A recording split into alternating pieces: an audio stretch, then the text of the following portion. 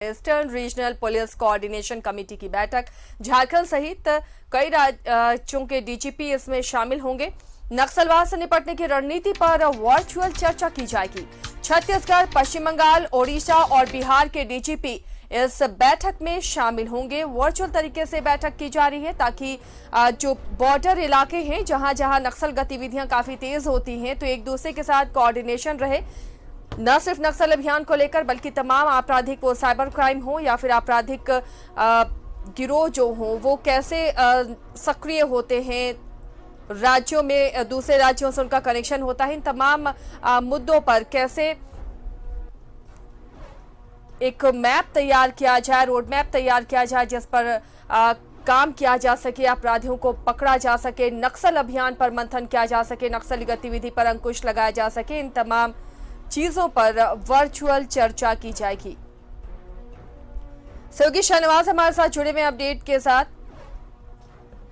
शहनवाज, ये बैठक काफी अहम मानी जा रही है। ऐसे राज्य भी शामिल हैं जो नक्सलवाद से परेशान रहते हैं और सभी राज्यों के डीजीपी भी वर्चुअल मीटिंग में शामिल होंगे। क्या कुछ और अपडेट है?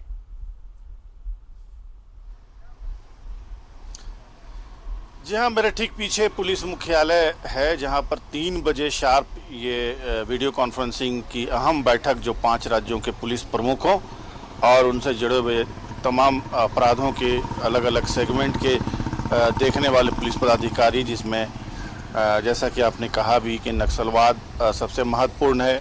उसके बाद जो दूसरा सबसे बड़ा थ्रेट है वो है साइबर क्राइम। साइबर क्राइम के लिए झारखंड का जामताड़ा और कई और डिस्ट्रिक्ट अब उसमें शामिल हो चुके हैं। यहाँ छुपा करके लोग यहाँ पर साइबर क्राइम करते हैं और ये निशाना बनाते हैं पूरे हिंदुस्तान के लोगों को। तो उसे इंटर स्टेट बहुत सारे मामले हो जाते हैं कोऑर्डिनेशन के, पकड़ने के लिए, छानबीन के लिए। तो टाइम टू टाइम ऐसी बैठक होती है, हर 6 महीने साल भर पर इस तरह की बैठकें होती हैं। लेकिन चूँकि कोविड पीरियड है इसलिए फिजिकली ये बैठक नहीं हो रही है, वर्चुअली हो रही है। और इस बार उड़ीसा का नंबर था। अगर सब कुछ ठीक रहता तो आज के दिन उड़ीसा में तमाम पदाधिकारी मिलते और एक दूसरे से बातचीत कर करके बहुत सारी चीज़ें डिस्कस करते। लेकिन ये सारी चीज़ें आज तकनीक के इस ज़माने में वर्चुअली होंगी और 3 बजे इसकी शुरुआत हो जाएगी।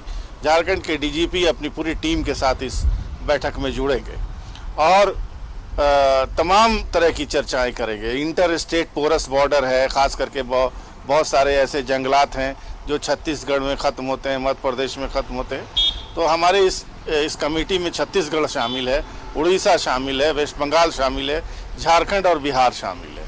तो ये 5 राज्य भी अगर मिलजुल करके चलें, ख़ास करके पुलिसिंग की दृष्टि से, तो बहुत हद तक चीज़ें कंट्रोल में आ सकती हैं और आती हैं। क्योंकि जब से ये काउंसिल का और इस कमेटी का गठन किया गया है, ईस्ट जोन कमेटी का, तो उसके बाद से बहुत सारी चीज़ें आसान हो गई हैं।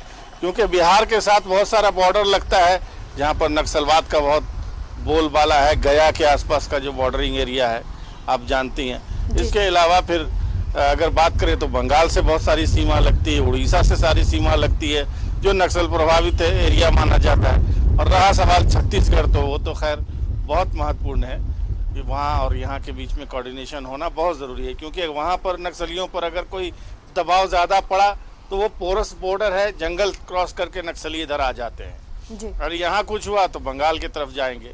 और इन सब का जो सरगना और नेता होता है नेटवर्क का, वो भी बॉर्डर पर ही पनाह लेता है और जहाँ पर उसको सेफ पैसेज मिलता हुआ दिखाई देता है वो आर पार होकर के अपने आप को बचाए रखता है। तो कुल मिलाकर के आज की बैठक बहुत महत्वपूर्ण है। और चूँकि ये लॉ एंड ऑर्डर के मेंटेनेंस का मामला है, इसलिए आज इस बैठक में जिन जिन मुद्दों को उठाया जाएगा और जो जो चीज़ें रेजोल्यूशन के रूप में ली जाएंगी, कुछ चीज़ों पर कुछ डिस्कशंस होंगे और उसके बाद उस पर कोई ठोस निर्णय होगा, वो बहुत महत्वपूर्ण होगा। क्योंकि वो उसका सीधा सीधा इम्पैक्ट आसिया लॉ एंड ऑर्डर पर पड़ेगा।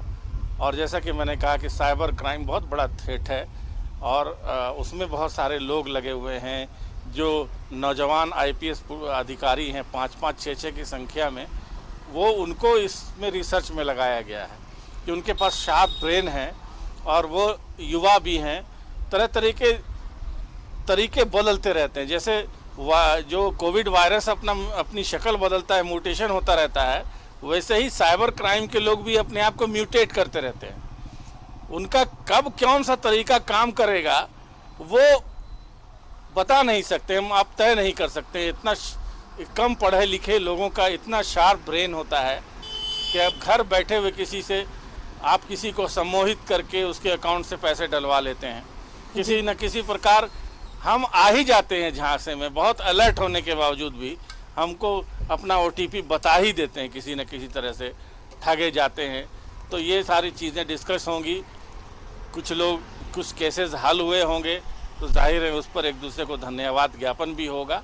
तो चूँकि ये वर्चुअल बैठक है इसलिए बहुत ज़्यादा आपको कुछ समझ में आ नहीं रहा होगा, लेकिन पुलिस मुख्यालय में इसको लेकर के कल से ही तैयारी चल रही थी। अधिकारी अपने ये तो बहुत महत्वपूर्ण एक बैठक है। शाहनवाज, नजर बनाए रखिए इस बैठक पर, अपडेट आपसे लेते रहेंगे। फिलहाल शुक्रिया इस तमाम जानकारी के लिए। तो काफी महत्वपूर्ण ये बैठक जो पड़ोसी राज्य हैं, सीमावर्ती राज्य हैं, उनके साथ, उनके DGP के साथ ये वर्चुअल बैठक होगी, चाहे वो साइबर क्राइम से जुड़ा हुआ मामला हो या नक्सल अभियान। इन सभी पर मंथन होगा, कैसे एक दूसरे को सूचना आदान प्रदान की जाए, कैसे मिलकर नक्सलवाद से जंग जीता जाए, साइबर क्राइम से जंग जीता जाए। इन तमाम मसलों पर इस बैठक में चर्चा होगी, लिहाजा ये बैठक काफी महत्वपूर्ण है।